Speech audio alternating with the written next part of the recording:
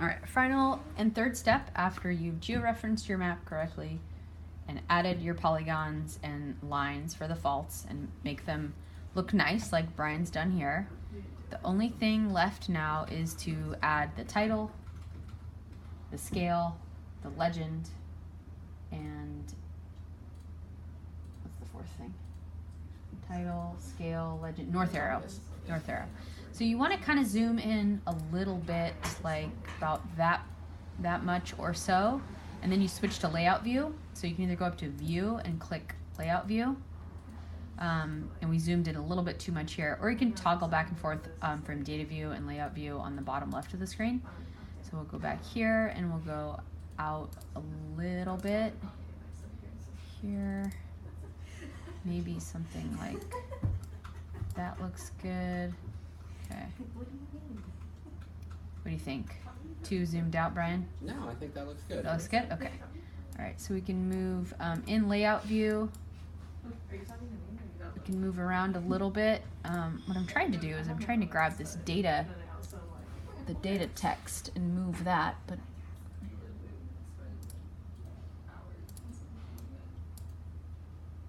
that's weird. Okay. It's like part of the map. Yeah. There we go. That looks a little better. Okay. All right, something like that. And you can zoom in and out and kind of get what you like. And then you're going to add those four things by going up to insert. And you can start with a title. And you can type in a title. What do you want to do? Classics, geologic map. And then I would put your name.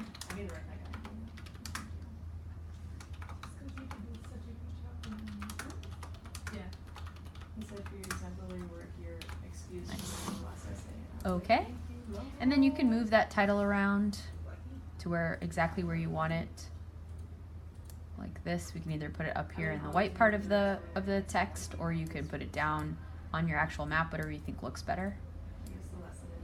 All right, and then next we'll go to insert, and the next thing you can add text, like if you wanted to add unit 1, unit 2, if you wanted to add text. Any other text you wanted to add, you could do that. I'm not going to here because that's not required. And then the next thing is a legend. So it already automatically populated the faults and units that you put in. I'm going to take out topo maps because that doesn't really need to be in the legend. And then those are the legend items, and it'll tell you which color and color you used and line width. So next here. And then your legend title, if you want it to just be legend, that's fine. And you can play around with the color, text color, and size of font, type of font. I'm just gonna go next here. And then you can also put a border around your legend, or you can leave it blank, or you can make a gray background if you want. And you can also do a drop shadow. I'm just gonna add these things to see so you can see what they look like. And then this is the size and shape of the symbol patch, which is just like a little rectangle if we just leave the default. And then those are the spacings and how the legend looks. So if you really care about getting something that looks really appealing to you, you can spend some time playing around with that. All right, finish. And then now it looks like this. So you put this down here. And again, if you don't like that drop shadow or anything that I did, right here you can go and you can right click on it and go to properties, and you can edit that around. Like for example, that drop shadow, maybe it looks kind of silly, so apply, we can see what it looks like, and okay, maybe that looks a little better. Okay, so if you end up adding anything else, like those symbols you had on your map, you could add them to the legend, or they would automatically pop up if they were polylines or polygons, if that makes sense. So it'll just automatically populate. Excellent. All right, and then the next thing, insert north arrow.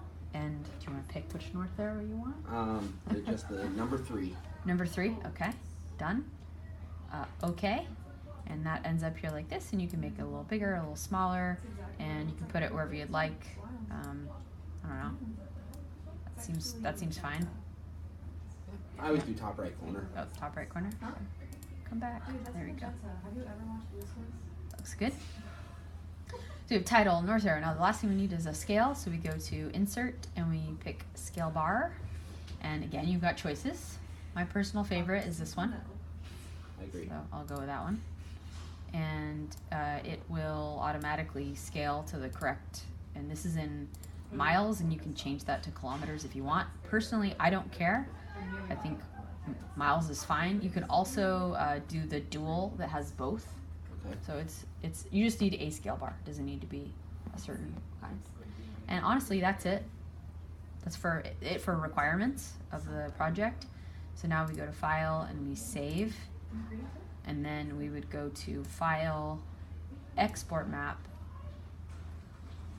and then you want to export it as a PDF. So you choose PDF from this drop-down menu, save it to a spot that you are going to recognize, and then you'll upload it on Canvas to turn it in. Here we go, PDF. And then save it. So do you want me to just save it for fun? Just so. I don't know. And then we can go back in and you can delete all these things and start over if you want. If you don't want, because you'll probably end up changing things a little bit. So, and I actually recommend not doing this step until you're actually done, because it'll move things around, and it's just kind of, you really want your map to be done, and you do the legend at the very end. So I think I'm gonna stop this, but.